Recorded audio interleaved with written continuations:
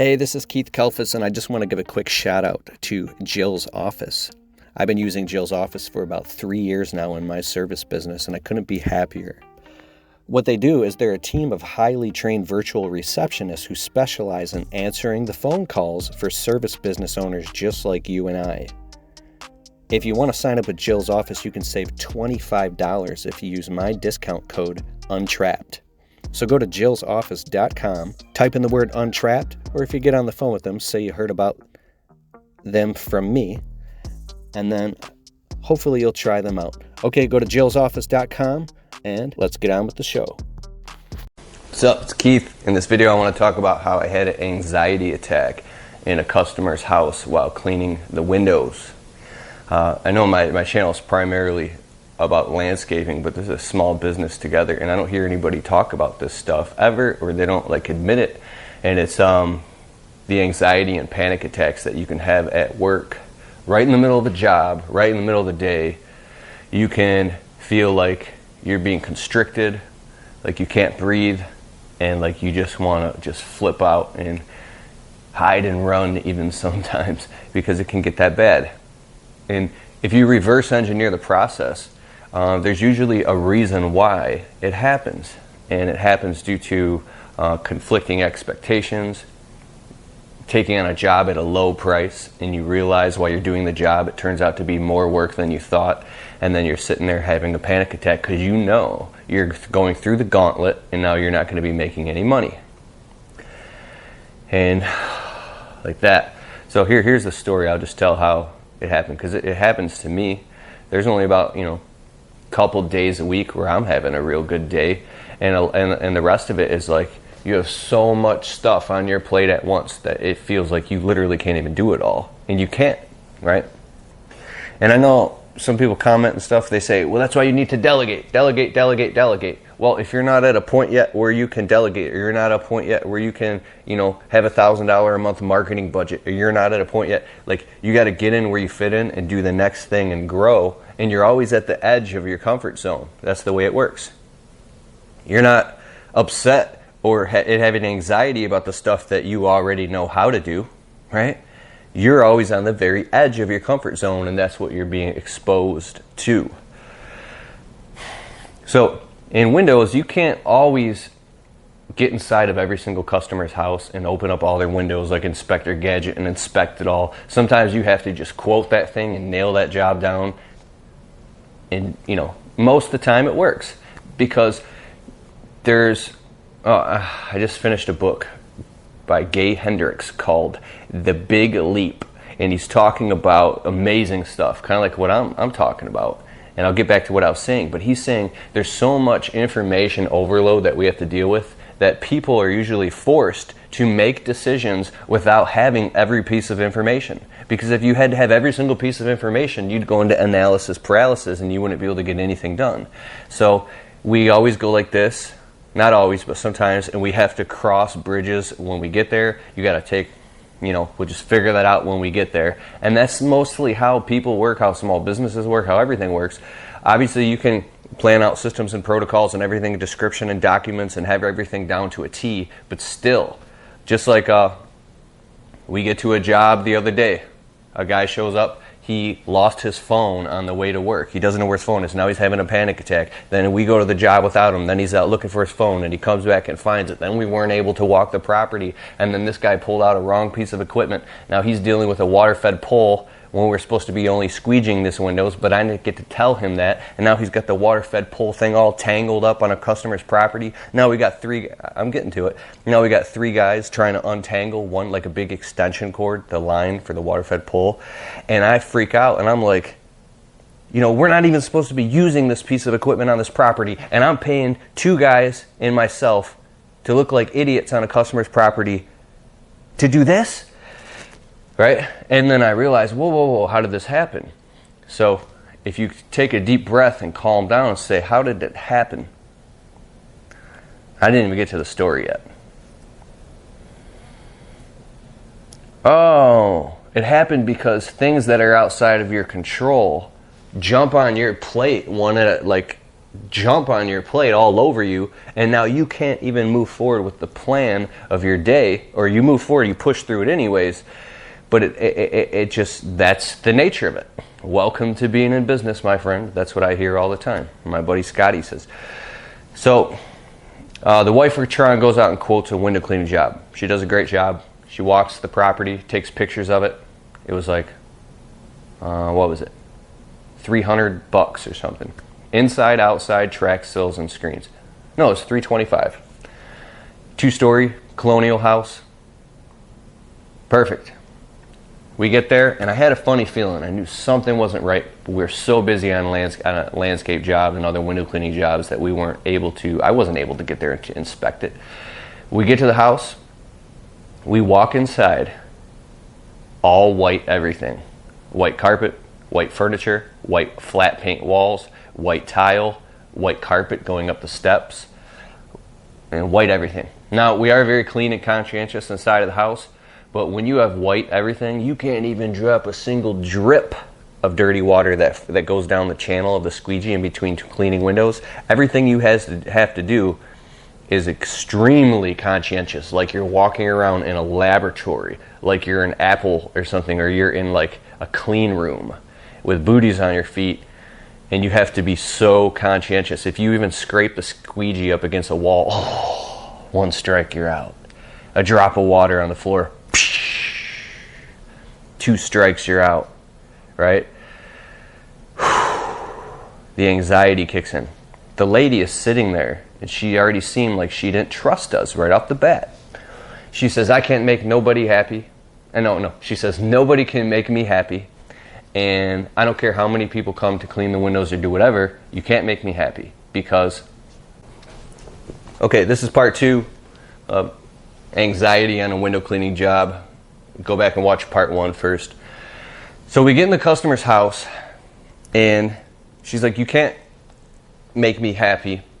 I cleaned for years, cleaning company or whatever, and if I can't see dirt, nobody can. And instantly, this lady's expectations, I realized, were so high that I knew that there was nothing that we could possibly do to make her happy, and she was going to be pissed, she was going to complain, she was going to be upset, and I could feel that if we even stepped on a crack, we did anything wrong, that she would bite our heads off and just stick it to us.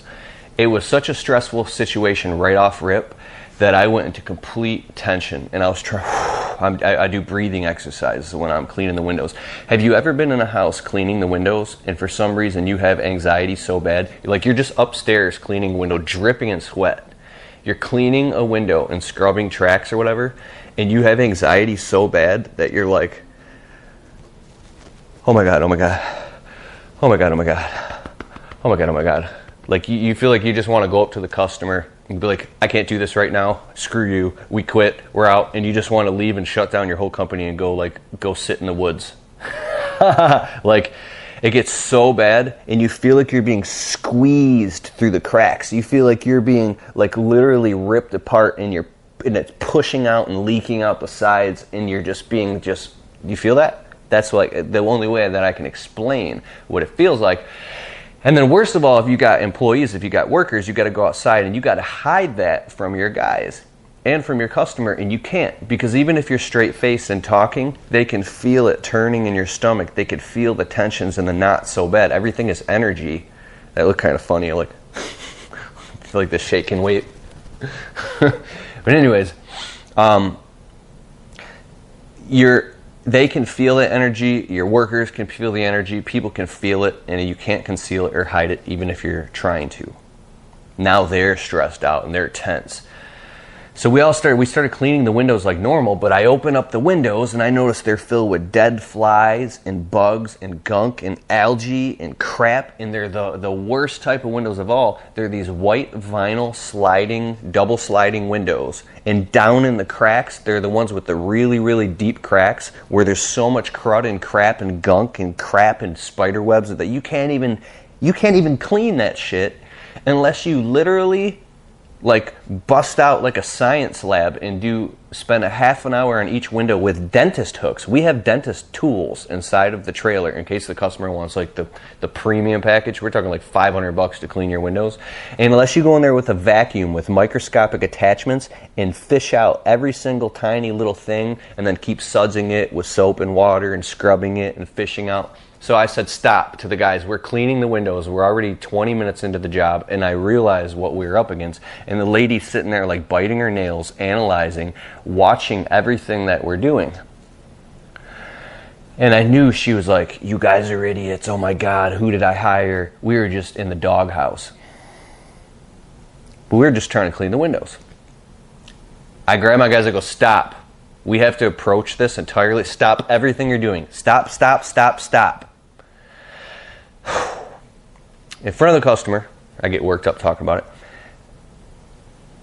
it. Customer could overhear. She's sitting in her front room watching, and I'm out on the front porch. I say, okay, we have to approach this job completely different than every other window cleaning job. This happens about 1 out of every 20 jobs. These windows are so dirty. I need you. You can either run around with a backpack blower and blow out all the tracks, or you can get the hose with a spray. I'm going to run around and lock, close, and lock all the windows. Now, mind you, all the windows didn't even close and lock properly. They're so warped from time and heat or whatever that they wouldn't even lock. And I was pressing, they wouldn't lock. You run around with the hose and spray out all the tracks and pre-clean all the windows and spray all the gunk back and forth out of the tracks. And I'll walk around and I'll watch and make sure no water comes inside of the house so I can stop you. And then I told the other guy, you take all these screens and start cleaning all these screens. The screens were filthy. They were covered in cotton from the cottonwood trees here in Michigan, and just gunk and dirt, and the insides of all the cracks of all the screens were so dirty. I said, we're going to be here till 11 o'clock tonight, and I'm going to lose my ass. So the guy starts cleaning all the windows. Then I'm caught in this direction. I'm caught in this direction. And then I realized that we were supposed to be at another job of a customer that we missed something and had to go back. And he was calling me pissed off because he had company coming in. And then the phone was ringing. Then we had all this shit going on. I'm on a job right now having a fucking panic attack. And there was nothing I could do but sit there and let that other shit burn. Let it burn. I had to literally walk out of the lady's house and walk down the street, and she's like, what the hell is going on? What are these idiots doing? They start cleaning the windows, and then they stop. And now they're doing this, and now they're washing it, and the owner is walking down the street on his phone looking all stressed out. The lady was like, what the hell is going on? I couldn't hide it. I couldn't conceal it. There was so much shit to deal with at once in that moment that it all squeezed right on that spot, and it happened to be right in the middle of a job site, on the lady's job with that, and my perceptions of it were twisted as well, so I was over-polarizing. That's what happens when you're in anxiety. You over-polarize on the worst possible thing, and then that becomes all that is to you in the moment, and that's all you can see, right? The world's not going to end. I walked down the street, I called the customer who was pissed and waiting us. I said, listen, man, and I knew him personally. I happened to know the client. Cool with him. I said, listen, we are swamped and backed up, and I'm having a very hectic day. I know that I said I was going to be there. I cannot be there today. There you go. That's a bad strike. I said, but before I said that, I had my guy get in the truck right now and go over to that other job site, leave this window cleaning job, and go there and fix that. But we needed him on this job site to finish this job because we had another job. You know what I'm saying? When you're in a small business, you got so much shit coming at you. You got to make executive decisions in real time, and you got to make executive decisions in real time and make it all work and make that shit work and piss people off at the same time, let people down, choose who's going to, like, I've gotten to the point when I've had a panic attack before, and I'll finish my story, and I start cussing. I'll call up my wife or something. Don't ever do this. But it's okay. I literally have to pick who I'm going to fuck over right now. Who is Keith going to fuck over? I'm the biggest piece of shit walking right now. Who am I going to fuck over? Am I going to fuck over this person, or am I going to fuck over that person? Because somebody's getting fucked. Right? And I'm getting fucked. We're all getting fucked. She's like, calm the fuck down, and what needs to be done? I'm like, okay. this, and this. And then the person on the phone or whoever you're bitching to just sounds like you're just going on with all this drama. So I told the customer my situation. I said, listen, we're having a hectic day. We can't be there until tomorrow. But tomorrow we had another job anyways, and that pushes that back. We didn't do that. I said, all right, don't leave in the truck. And now when you become flaky like that and you're having a panic attack, and now your employees don't know what to do when they're walking eggshells. Should I stay? Should I go? Should I stop? Should I start? What the hell do I do? My boss is crazy. We're going to finish this window cleaning job. And then I go, and the lady's now freaking out and pissed off. I go back in the house. She goes, what the hell are you guys doing? Just clean my windows and get out of here. You guys don't even know what the hell you're doing. You're not even a real company. I can't believe I called you guys to come clean the windows. I'm like, oh shit. Now the customer thinks we're like idiots. And I go, I promise you, we're awesome window cleaners. We clean doctors and lawyers and dentists. I don't believe you. You're full of shit. You guys have no idea what you're doing. And now you couldn't win for losing. I said, you know what? I'm so stressed out right now because I know there's no way that I can make you happy. I just called it the way it was to the customer. I said, come over here. This is when you get to the point where you go for broke. You're like, you know what? I don't give a shit anymore. I'm just calling it out the way it is. I said, come over here to the customer. I opened up her window and I showed her. I said, you told me if you can't see dirt, nobody can. Okay, obviously I would never... You don't even know where this job is, okay? Because I'm speaking this to the world right now. You see all that gunk and crap and stuff in the windows? Watch me clean this entire window, and I want to make sure it's good enough for you so we can meet your expectations. Or we can't do this job and we have to leave. She goes, what? You have to leave? I said, yes. Watch me clean this window. I cannot get that gunk inside of these tracks. And your expectations are so high that there's no way that I can make you happy. I can't explain. I wish you could see the window. It's so deep in there that you just can't get it. And I cleaned the whole window, and the lady says, you're going to leave? If you leave, I'm calling the cops on you. So she threatens to call the cops. I'm like, whoa. We're going to do this job right now, and I'm going to knock your socks off. We're going to do this whole job, and it's going to be perfect. Now the lady's like, what's going on? It turns out really good. It turns out good. It's so vulnerable to talk about this shit on YouTube. Because all the successful people that you see that put their shit on the internet, they don't fucking talk about this. They don't fucking talk about it. And it's driving me fucking nuts. Nobody has the fucking balls to talk about this shit. So I'm fucking doing it right now. Then I go to clean her laundry room window. Okay, part 3. So nobody has the balls to talk about this shit. I don't see other business owners talking about it because they only want to talk about their successes. Because I don't want to put out a book, How to Make $500 a Day Cleaning Windows, unless I'm going to talk about the stress that you go through to get to that point. And even I'm not some grand successful window cleaner. I'm a dude who figured out how to get to this point, and I like to teach the stuff. I'm very passionate about doing this, or I wouldn't be doing the stuff, right? Because when I talk to Joshua Latimer, this dude, AutomateGrowSell.com, 100 to 150,000 a month in his window cleaning business, running 10 trucks. I talked to this guy on the phone. I was on the phone with him till like 3 in the morning the other night, and it blew my mind the way and level at which he's talking and speaking, right? I can't give any of his tips. I'm not taking any of his stuff. I can only speak, from where we're at. But anyways, I'm in the laundry room now. I go to open up the window, and the window is jammed and it won't move because remember I told you how the windows are all warped? And I have to force it to open it to get the screen open, and then it pops off the track. Now I take the window out so I can at least clean it, because now at this point it was already off the track and everything was all messed up. Whole house is like this, a nightmare job. I'm like, oh my God, the track is actually stuck because the window hasn't been open in 15 years and there's nothing I can do but now take off all my gear and my belt and go out to the window cleaning trailer and get the tools and now come back in here when this lady already thinks we're idiots and fix her.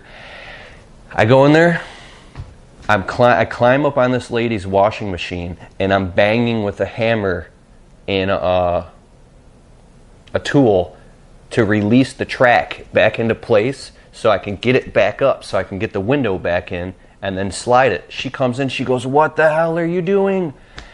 The window was already broken, the plastic piece, because someone had already forced it previously, and the whole plastic piece of the lip of the sill, it's like a plastic lip that sticks out, was completely broken off.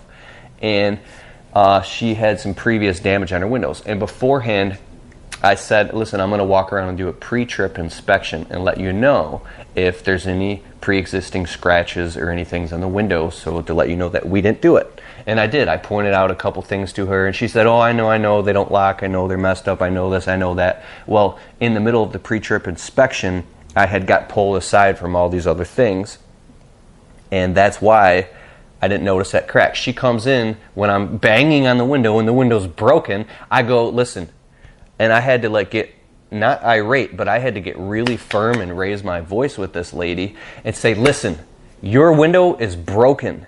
I tried to clean it and I opened it and the thing won't open or close and it's jammed, and now I'm doing this and this was already broken, and I swear to God on the Bible I did not break your window." She goes, okay, just put it back, do what you do, clean the windows and get the hell out of my house." I'm like, fuck. You know that feeling where you get so pissed, you walk out of a customer's house and you go hide in your trailer and you go, "Motherfucker, son of a motherfucker, God." Right? And you just want to go crazy because you're having a panic attack and your guys can feel it. You're like, "Oh my God." So I said,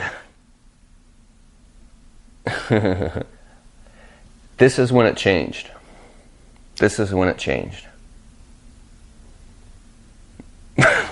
I told my wife that the lady was going to call the cops. So then my phone dies, right? And then she had, I think she had one of the guys who works for me is one of her best friend's brothers. And so she was able to get his number, but his phone was off too, or in the truck. She thought that I was in the back of a cop car and there was some big scene going on at a customer's house. And she comes out from doing a quote all the way on the west side, and she starts driving towards the house. I'm getting worked up.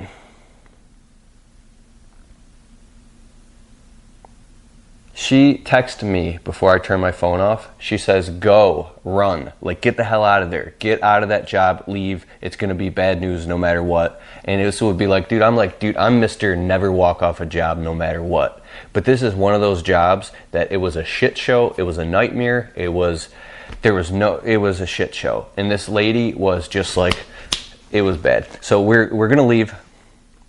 She texts me, "Go, run." But I misinterpreted it. This is the secret. I read the text message where she said run, and I interpreted it as, "Oh, go run. Run like a little bitch." Is that what you're going to do? You're just going to run like a little fucking bitch? Is that what the fuck you're going to do? Are you going to run in your life? Are you going to run and stick your head in the sand like a little fucking bitch? Or are you going to get the fuck back in that house and get those fucking windows cleaned and do a great fucking job? Or are you going to run? Because if you run now, you're going to keep fucking running. I said, "Oh yeah? I ain't running." Because the masculine grows through challenge, right? If you look at a man and you push him up against the wall, well, he's probably going to punch you in the face. But if you say, "You're being a little fucking bitch right now, and you need to grow some balls and get your shit together," he might cry and whine for a minute, but he's going to be like, yeah. Because men grow through challenge, right? And women grow through praise and support. But sometimes men need praise and support too. If a guy doesn't get no support, for a long period of time, he's going to get down. We're humans. We're emotional beings. I went back in the house. I grew a set of balls with a whole new attitude. I got that window fixed. I put it back in. And now I'm like, dude, bingo, bango. The weirdest thing happened in that moment. I go to clean this big, huge window. It's above the fireplace. I mean, it's a big, huge mirror above the fireplace. And there's this mantle with all types of stuff around it and memorabilia of somebody who had died. And I said to the lady, "Do you want me to let me move this stuff?" She's like, And I noticed that it was someone special in the family who had passed. And as I was moving the stuff out of the way, because I didn't want to drip anything on it, in this white house. I changed and I said, I could see it in the person's eyes, and I said, oh, I'm very, very sorry. And I meant it. I was like, I'm sorry. Nothing personal. I don't get personal. But in that moment, it was called. It's very rare that you ever do anything weird or personal like that. You don't just like say, move the shit out of the way. But the person said to me, the lady said that, this person had died. And in that moment, the right thing to do was respond and go, I'm very, very sorry. But she could feel that that was real. And in that moment with the new attitude, I became an artist. I got into the moment. I knew it was do or die, not fight or flight, but it was a moment to fly and soar and be the best that I could be. I'm just talking about windows, but this is life here. I cleaned that mirror like an artist, perfect. My confidence came in. Then I started banging out the next window, slide it open. Then I did the next window. And even though they were dirty, I did the best that I can. I said, listen, we're going to do the absolute best that we can. And that's what we're going to do. I clean the next window. Then the guy's outside with the water-fed pole, and he's cleaning. Then this happens. Then everything, for some reason, just turned around, and it started working. And then I'm cleaning these skylights, and I'm dripping in sweat, and the lady's watching me, and she went from being totally pissed off and judgmental, wanting us to get the hell out of her house, and all the anxiety went away. And then she started being like, oh, do you guys want some pops? She starts cracking open pop. I'm like, no thank you. We're here to work. We got to get this job done. No, have a pop. And she brings a pop and sets it down, and I'm cleaning the windows. So I drink the pop, like right inside of her house. And next thing you know, she's like being really nice and joking around, and the whole situation turns like light and sunny. And so to wrap it up, we finished the whole job, and it went from an extremely dark situation to extremely bright. And by the time we were wrapping and finishing up and I was making the guys go around, this is when it changed. I said to myself, I don't give a fuck about the money right now. Fuck the money. Fuck money. I'm going to do an amazing job right now, and we're going to do an amazing job, and we're going to knock this lady's socks off, bend over backwards, and I'm going to put my whole heart into this, and I don't care if I die in the process.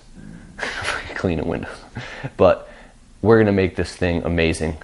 And I literally started working like it was my first week, my first window cleaning job, scrubbing my ass off with every little spin. There were spots everywhere, dude. It was crazy. Scrubbing everything, getting on my hands and knees, dripping in sweat, doing everything I possibly could to make this thing amazing. And at the end, the lady was so happy. She's like, can I pay you cash? And she even gave me like a $22 or $18 tip or something. I knew there was a tip in there. And she was waving out the window and asking for business cards so she can give them to her friends. I was like, should I really give this lady a business card? How is this going to turn around? And I left completely happy. I was exhilarated, stressed. The stress had washed through me. I was dripping in sweat, and I felt like I had just gotten out of battle and made it through. And all I wanted to do was just go home and take a shower and just kick back and spend an evening with my wife and walk my dog around the block. That's all that I wanted to do in that moment. And I walked out. I ended up making something like 140 profit off of the job, or 120. I don't know how much it was, but I still made money off of it, even though it sucked. But looking back on the scenario, when you have a panic attack or an anxiety attack on the job, it's not really always your fault. The situation, the circumstance, the energy, the customer. That's why when I hear a customer's voice over the phone, if I can hear that feeling or feel that feeling, right, it calibrates. I go, nope, no way. I'm not going into that gauntlet. Been through that. Lesson is repeated until lesson is learned. This happens with landscape jobs. It happens in any small business, where in some jobs you are working and you're having a great day, and then in other jobs you're having a shitty day. Some jobs are great, are just fun. You jump in the house, you clean all the windows, you're in and out. You made like $325 in 2 hours, and then the next job you walk in and you're like, fuck. Anybody can leave comments in the videos saying, well, your first mistake was this, and your first mistake was that, and your second mistake was this, and blah, blah, blah, and I would have done this because I'm king shit, and you're all fucking stupid pieces of shit, and I'm the shit, and you're fucked up. Well, go ahead and do it. Go ahead and do it. But I guarantee you, 10 times the amount of guys know exactly what I'm talking about, and they go through the same exact anxiety. There you go. That's what it is, day in, day out. That's what running a small business is. I just got off the phone with a guy that I coach from time to time when I get the time. I do personal consulting and coaching over the phone, and sure, we talk about business and numbers and marketing, but mostly we're talking about consciousness. Because if you are in an unresourceful state of consciousness, Anthony Robbins talks about state management. Let me make sure I'm still recording. Check. I got to wrap this up quick because I'm running out of battery. Anthony Robbins talks about state management. I never understood what do you mean state management? State of mind, state of emotion, state of consciousness. If you're in an unresourceful state and you're freaking out, you can't do anything. And you attract that. But when you're well rested and you're abundant and you already know what I'm saying, the reciprocal, the opposite. See how I'm yawning? Yawning is completion. When you yawn, that means, ah. All right, cool. Keith Kalfas. Just want to get that off my chest. Share that story, that I go through all the same bullshit that you go through. You're not special. I'm not special. None of us are special. All right, over and out. Click the link in the description below. If you want to get hold of me, get on my email list. We can stay in contact with each other. It's very important. Yes. Books on paperback, and there you go. I got a whole video course coming out soon. It's pretty deep stuff, and I care about you. I want to see you succeed. Later.